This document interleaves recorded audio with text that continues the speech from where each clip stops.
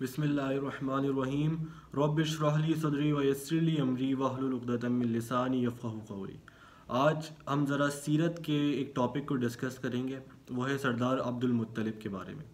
हम तकरीबन लोग जानते हैं कि सरदार अब्दुल मुत्तलिब कौन थे। वो आप सल्लल्लाहु अलैहि वसल्लम के चचा थे, लेकिन बहुत ही मुख्तसर लोग हैं जो उनके बारे में असल तरीके से जानते हैं कि उनका असल नाम क्या था और उनका ताल्लुक़ कहाँ से था और किस तरह से वो कहाँ पैदा हुए थे और किस तरह से मक्का में आए थे।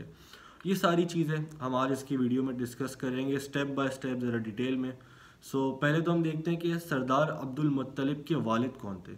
सरदार अब्दुल मुत्तलिब के वालिद का नाम था हाशिम। हाशिम एक सरदार थे मक्का के और उनकी ज़िम्मेदारियाँ थीं हाजियों की तीमारदारी करना।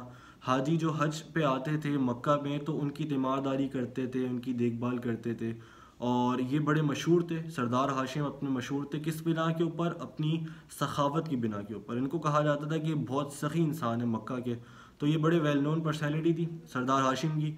तो सरदार हाशिम का एक दफ़ा जाना हुआ यसरिब। अच्छा, यसरिब जो मैं कह रहा हूँ, यसरिब दरअसल मदीना मुनव्वरा का पहले नाम था यसरिब, बाद में उसका मदीना मुनव्वरा नाम पड़ा है, पहले यसरिब के नाम से ही जगह मशहूर थी। तो यसरिब जब उनका जाना हुआ, मदीना जाना हुआ उनका तिजारत की बिना के ऊपर, तो वहाँ पे उन्हें एक मोअज़्ज़ज़ कबीले की खातून थी सलमा बिनते उमरो, वो उनको पसंद आई। वहाँ पे उनसे उन्होंने निकाह कर लिया। सलमा बिनते उमरो से जो उन्होंने निकाह किया, कहाँ? यसरिब के अंदर। तो वहाँ निकाह के कुछ अरसे बाद उनका जाना हुआ फ़लस्तीन तिजारत की बिना के ऊपर। पहले वो यसरिब आए थे तिजारत की बिना के ऊपर, वहाँ उनका निकाह हुआ। फिर वो तिजारत की बेसिस के ऊपर ही कहाँ चले गए? फ़लस्तीन चले गए। और फ़लस्तीन में हुआ ये कि फ़लस्तीन जाके उनको बीमार हुए और उनका इंतकाल हो गया। अच्छा, इंतकाल हो गया और इसी दौरान उनकी औलाद हो गई कहाँ पे? यसरिब में। किन से? सलमा बिनते उमरो से। जब उनकी औलाद पैदा हुई तो सब लोगों ने देखा तो अच्छा, उनके पैदाइशी बाल सफ़ेद थे उनकी औलाद के। तो जब लोगों ने देखा उनके सफ़ेद बालों को, जो बच्चे के सफ़ेद बाल देखे, तो लोगों ने बूढ़ा बूढ़ा कहना शुरू कर दिया। बूढ़ा के जो अरेबिक वर्ड है, बूढ़ा के जो असल अल्फाज अरेबिक के अंदर है वो है शैबा। तो लोगों ने शैबा शैबा कहना शुरू कर दिया कि ये तो बूढ़े हैं। तो इसी तरह उनका नाम पड़ गया शैबा, जो कि सरदार अब्दुल मुत्तलिब थे। सरदार अब्दुल मुत्तलिब का पहले नाम था शैबा, और शैबा कहते हैं बूढ़े को, और ये नाम किस तरह से पड़ा? इस तरह से पड़ा। अच्छा, जब शैबा बड़े हुए, 8 साल के हुए, तो शैबा के जो चचा थे, जो कि सरदार हाशिम के भाई थे, वो थे मुत्तलिब। सरदार मुत्तलिब कहाँ के? मक्का के। और यहाँ शैबा भी कहाँ पे? यसरिब, मदीना के अंदर है। तो जब सरदार मुत्तलिब को खबर हुई कि उनका एक 8 साल का भतीजा है जो कि यसरिब के अंदर है, तो फ़ौरन गए अपने भतीजे को लेने के लिए अपने पास।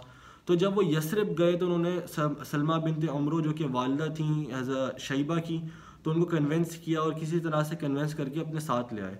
तो जब वो मक्का एंटर हुए तो उनके घोड़े पे उनके साथ शैबा बैठे हुए थे 8 साल के। तो लोगों ने पुकारना शुरू कर दिया, वाह मुत्तलिब क्या ग़ुलाम लाया, मुत्तलिब का ग़ुलाम, मुत्तलिब का ग़ुलाम। तो ग़ुलाम कहते हैं अब्द को, अब्द कहते हैं ग़ुलाम को। तो जैसे हम कहते हैं अब्दुल्ला, मतलब अल्लाह का ग़ुलाम, बिल्कुल इसी तरह वहाँ पे क्या क्या पुकारा जा रहा था? ये तो मुत्तलिब का ग़ुलाम है, मतलब अब्दुल मुत्तलिब है, ये तो अब्दुल मुत्तलिब है। सब ने जब अब्दुल मुत्तलिब कहा तो इसी तरह से फिर एक इज्तिमाई पुकार की बिना पे उनका नाम पड़ गया अब्दुल मुत्तलिब। पहला शैबा नाम पड़ा था और वो किस तरह से पड़ा था, उसके बाद उनका नाम पड़ गया अब्दुल मुत्तलिब, और इस तरह से उनका नाम ट्रांसफॉर्म हो गया था शैबा से अब्दुल मुत्तलिब के ऊपर। इसी तरह की दीगर और तफसीर की और टॉपिक्स को डिटेल में इंशाल्लाह हम अगली वीडियोस में डिस्कस करेंगे। जज़ाकुमुल्लाहु खैरन। अल्लाह हाफ़िज़।